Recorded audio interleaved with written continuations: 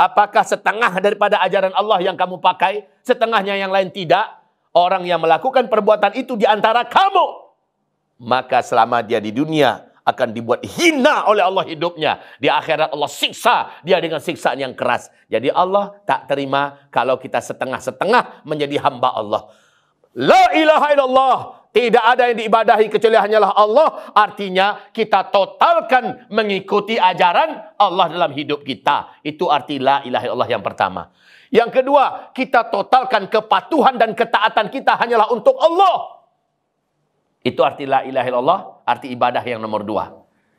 Kalau sempat, kita lebih patuh kepada selain Allah. Hanya gara-gara fulus. Hanya gara-gara pekerjaan, hanya gara-gara jabatan.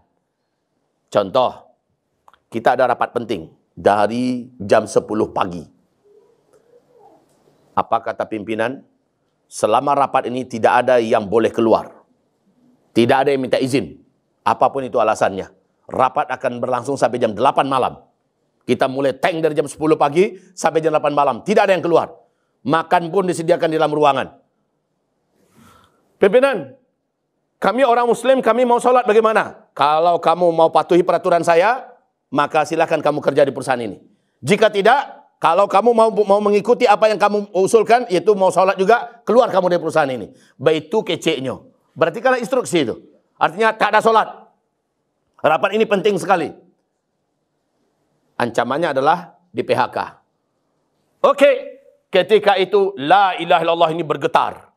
Apakah makhluk ini akan saya ibadahi ataukah sang pencipta makhluk yang akan saya ibadahi? Kalau saya beribadah pada Allah, berarti Allah lah yang paling saya taati. Allah panggil saya untuk sholat zuhur. Allah panggil saya untuk sholat asar. Allah panggil saya untuk sholat maghrib. Sekarang makhluk ini mengajak saya menyembahnya. Dalam artian menyuruh saya lebih patuh kepadanya. Betul tidak? Maka demi Allah, la ilaha illallah. Langsung, baik, kalau begitu saya nyatakan keluar dari perusahaan ini. Itu baru la ilaha illallah. Walaupun apapun risikonya. Itu baru la ilaha illallah. Tidak ada satupun makhluk di muka bumi yang boleh menggantikan posisi Allah yang saya ibadahi. Saya hanya taat selama saya tidak dilarang untuk mentaati Allah yang maha tinggi. Begitu. Itu baru la ilaha illallah. Sama ibu-ibu juga begitu. Apa kata suaminya? Mengagaya kau gini kau. Pakai jilbab dah. Saya bila lo kan kau pakai yang model kau. Bantu tenda berjalan nampak dia den. Dah selama awak mengaji kau tahu dia awak selama kau dosa gadang awak dah udah pun satu lu dosa. Wajib bagi muslimah menutup auratnya selama. Ceramah lo kau kaden. Pokoknya nak mulia den doh kau pakai model kau. Lapehan kalau indak baranti kau jadi bini den.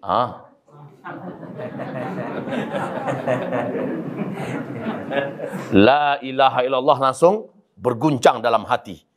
Apakah iko yang bersembah laki yang berkuah ataukah Allah yang menciptakan laki yang bersembah? Kalau Allah berarti hanya Allah yang paling ambo taati. Karena itulah arti penyembahan. Itulah arti ibadah. Paham sampai di sini? Sampaikan baik-baik. Dah mohon dengan sangat demi anak-anak kita dan rumah tangga kita. Jangan capek bana udah mengecek muda itu. Ambo sangat mencintai udah. Ambo rela mati untuk membuktikan cinta kepada udah. Tapi maaf ya udah sayang. Indah dalam rangka bermaksiat kepada Allah dah. Ikut perintah Allah. Adinda akan pertahankan perintah Allahku. Apapun risikonya, you tanggung. Itulah la ilaha. Dan setiap ucapan itu ada konsekuensi, Pak. Ada komitmen yang harus dijalankan. Yaitu siap membuktikan. Kan itu janji awak tadi itu. Saya berjanji. Kan itu tadi. Saya bersumpah. Saya bersaksi. Ajaran yang paling benar dan paling wajib diikuti secara total hanyalah ajaran Allah. Yang lain lewat. Kan begitu. Buktikan itu. Buktikan. Saya berjanji, saya bersumpah, saya bersaksi bahwa dalam hidup ini hanya Allah yang paling saya taati. Yang lain lewat. Buktikan itu. Buktikan. Barulah benar ilmu tauhid kita tentang la ilaha. Ajarkan yang seperti ini pada anak-anak kita. Ajarkan yang seperti ini pada istri kita. Ajarkan yang seperti ini kepada karib kerabat kita, menantu kita. Masuklah ke dalam surga sekeluarga. Setelah itu baru nomor 2 dari surah Al-Kahfi tadi. Wa amila solihan. Baru amalan. Luruskan dulu ilmu kita tentang tauhid ini. Baru yang kedua, wa amila solehan. Beramallah dengan amalan-amalan yang soleh. Soleh itu adalah amalan yang sesuai dengan yang diajarkan Nabi, itu baru soleh. Salahu a'mali ummati bittiba'is sunnati. Solehnya amalan umatku bila amalan itu mengikuti sunnahku. Jadi amal soleh itu adalah amalan yang sesuai dengan sunnah Nabi. Wa amila solehan. Itu kuncinya. Bukan soleh kecil orang banyak. Bukan soleh kecil awak, tapi soleh menurut yang diajarkan Rasulullah. Itulah amalan yang soleh. Soleh itu apa artinya? Amalan yang benar. Amal soleh itu. Amalan yang benar adalah yang dicontohkan Nabi Muhammad SAW. Jadi setelah murni ilmu kita tentang tauhid la ilaha illallah, kita pegang itu, kita yakini itu, baru kita beramal. Percuma Bapak Ibu beramal. Tauhid la ilaha illallahnya kacau. Pemahamannya tentang la ilaha illallah rusak. Katanya nyo muslim, tapi ajaran ateis nyo bangga-banggakan. Katanya nyo muslim, tapi ajaran komunis nyo terima. Katanya nyo muslim, tapi agama yang lain nyo kecekkan sama elok jo agama Islam. Rusak aku. Dia berani mengatakan bahwa undang-undang yang ada di negeri dan di negara kita ini sudah final. Ini yang terbaik daripada kita paksakan Al-Quran Sunnah ini tidak cocok untuk di Indonesia. Padahal nyo muslim. Batal syahadatnya, keluar dia dari Islam, tidak akan pernah dia masuk surga, bahkan angin surga pun tak berhak dia menciumnya. Buya, kami bertanya, Buya, bagaimana nih Republik Indonesia kan menggunakan undang-undang yang bukan dari Al-Quran dan Sunnah? Jawaban saya adalah, yang membuat undang-undang itu, dialah yang akan mempertanggungjawabkan urusannya nanti di akhirat, dan dosa orang-orang se-Indonesia ditanggung olehnya nanti pada hari kiamat. Gitu. Buya, tapi kami dipaksanya untuk menjalankan undang-undang mereka. Kita dipaksa tidak berdosa. Ya, kita yang dipaksa tidak berdosa. Yang berdosa siapa? Yang maksa. Kalau undang-undangnya tidak bertentangan dengan syariat Islam, nggak apa-apa. Tapi yang bertentangan dipaksanya kita. Harus ini. Kalau tidak keluar dari Indonesia. Terpaksa kita jalankan. Yang berdosa adalah yang memaksa. Yang membuat undang-undang dan yang memaksa. Faham sampai di sini? Kita tidak menganjurkan, ayo revolusi. Kita gulingkan kekuasaan, kita lakukan supaya jalan syariat Islam. Bukan itu yang kami ajak. Tapi kami ajak adalah revolusikan akidah kita. Bahwa kita menolak apapun peraturan, apapun ajaran, apapun undang-undang, apapun hukum, apapun akhlak, apapun sistem yang di luar daripada yang Allah turunkan kita tolak. Bagi kita final sudah yang dari Allah Subhanahu wa ta'ala. Itulah arti la ilaha illallah. Faham ayah bunda? Baru paham mambo kini yo. Makanya Nabi Musa tu dimusuhi bana dek Fir'aun. Karena Nabi Musa mengajak kepada la ilaha. Sementara Fir'aun mengajak ajaran, peraturan, hukum dan undang yang kami buat, iko yang harus kalian pakai. Sementara Nabi Musa mengajak kamu memakai yang dari Allah saja. Pantas Nabi Musa berhadapan dengan Fir'aun. Betul tak? Fir'aun tu penguasa atau tidak? Fir'aun tu punya polisi apa tidak? Punya tentara apa tidak? Punya media apa tidak? Fir'aun punya sadalahnya. Sementara Fir'aun punya undang-undang produk hukum di negaranya sendiri apa tidak? Dan dia mengklaim bahwa itu yang harus dijunjung tinggi. Betul tak? Makanya mengumumkan, ana rabbukumul a'la. Fahasyara fanada. Faqala ana rabbukumul a'la. Lalu dia kumpulkan seluruh rakyat Mesir. Di alun-alun. Lalu dia berkata, sayalah sang pengatur kamu yang tertinggi di negeri ini. Maka aturan saya yang harus kamu jalankan. Adapun Musa dengan ajaran dibawanya, jangan coba-coba ikuti dia. Saya akan bunuh dia. Itu pengumuman Fir'aun, Pak. Pengumuman Fir'aun. Dan ternyata sepanjang sejarah yang model Fir'aun ini terulang kembali. Seluruh penguasa berhadapan dengan para nabi dan rasul. Dan Nabi Muhammad berhadapan dengan penguasa di Mekah, yaitu Abu Jahal. Abu Lahab yang ternyata adalah pamannya sendiri. Abu-abu jahat itu semua mereka. Karena arti menyembah adalah mengikuti ajaran, undang-undang dan hukum. Kemudian mentaati. Ya. Dengan ini paham oleh kita kenapa sepanjang sejarah para nabi dan rasul selalu berhadapan dengan kekuasaan yang sedang berkuasa. Nah, pahamlah oleh kita sekarang. Termasuk zaman sekarang. Karena Allah mengharamkan khamar ini dan haram sampai hari kiamat apapun alasannya. Ini majelis ulama, berani majelis ulama sekarang ini menolak ini. Berani ulama-ulama yang ada di Muhammadiyah, di NU, ulama yang ada di lainnya menolak ini. Makanya makin lama ulama makin dibenci. Ya, karena ulama mencoba mengajak manusia untuk taat hanya kepada Allah dan menjalankan ajaran Allah saja. Faham? Oke. Wa amila solehan. Baru yang nomor 2. Amal soleh banyak tapi la ilaha illallahnya tak duduk dah. Kacau balau. Makanya ayat yang ketiga, wala yusyrik bi ibadati rabbihi ahada, dan jangan mensyirikkan Allah dengan sesuatu apapun dalam beribadah kepada Allah.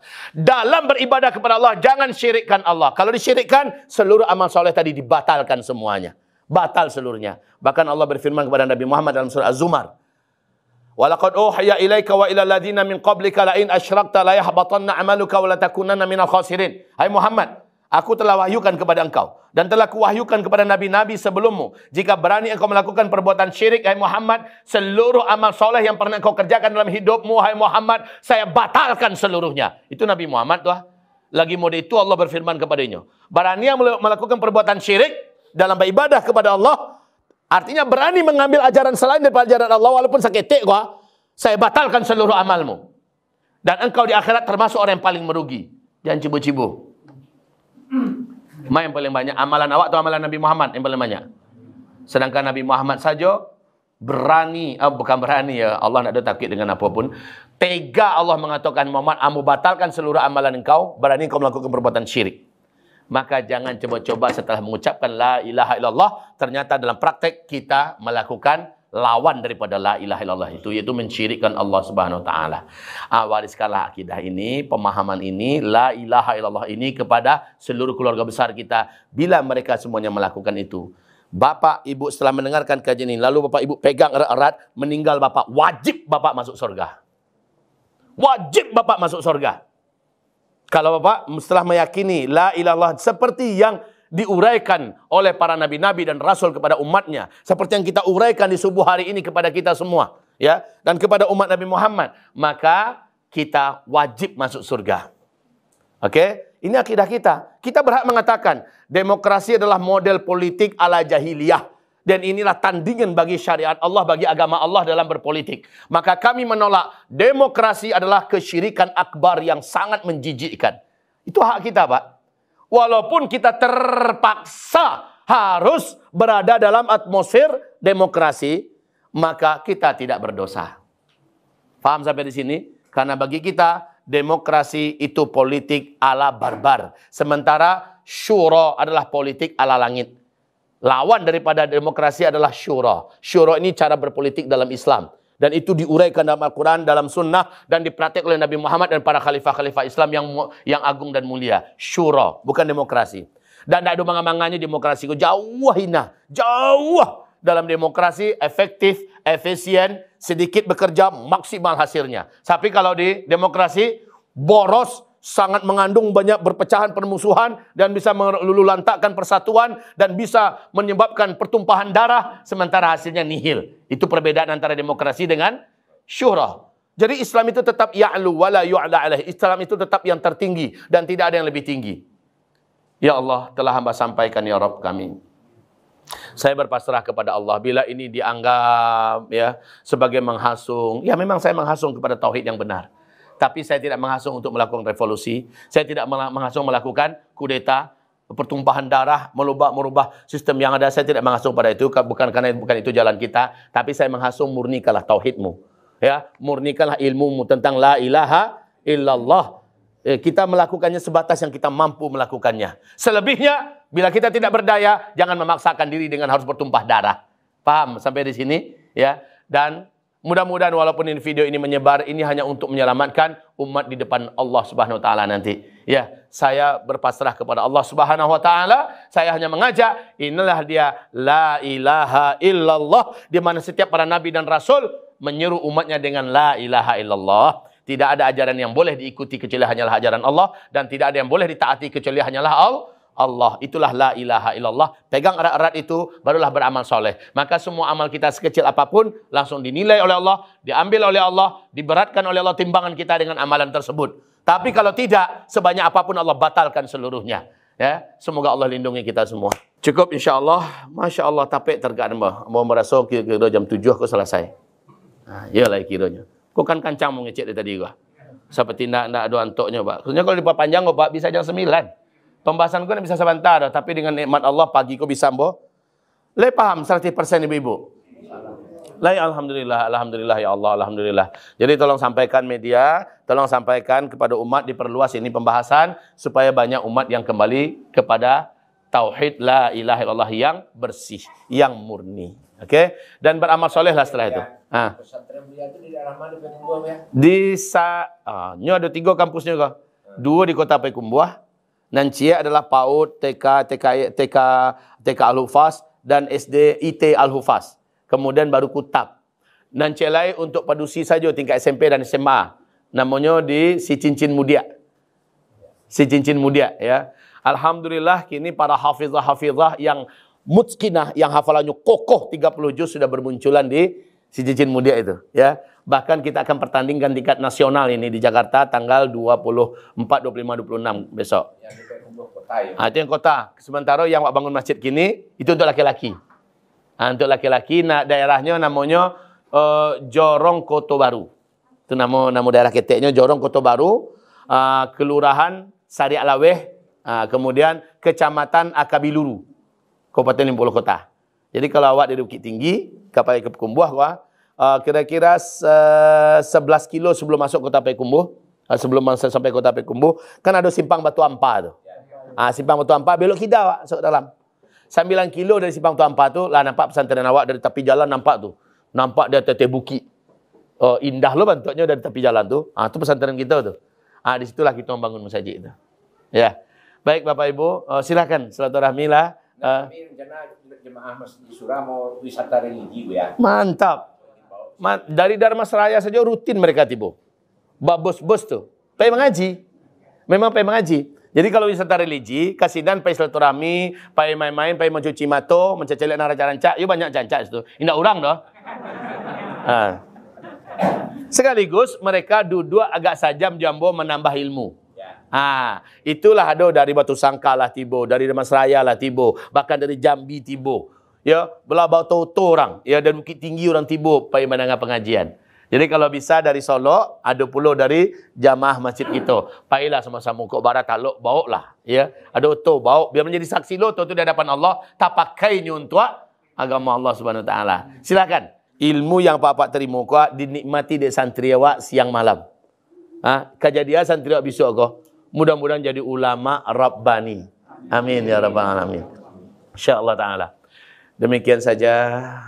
Baik Bapak Ibu yang kami muliakan, demikian saja dari saya. Mari Bapak Ibu tambahkan terus amal soleh kita setelah kita murnikan tauhid la ilaha. Berdoalah ayah bunda, semoga sampai mati ayah bunda tidak pernah keluar dari la ilaha illallah. Sebab apabila sudah keluar berarti syirik kita, dan orang yang syirik mati dia takkan ada yang bisa menyelamatkannya dari neraka Allah selama-lamanya. Bahkan Nabi Muhammad pun tak bisa menyelamatkan umatnya yang musyrik kepada Allah. Nauzubillah. Baik, mari kita baca surat Wal Asri. A'udzu billahi minasy syaithanir rajim. Bismillahirrahmanirrahim.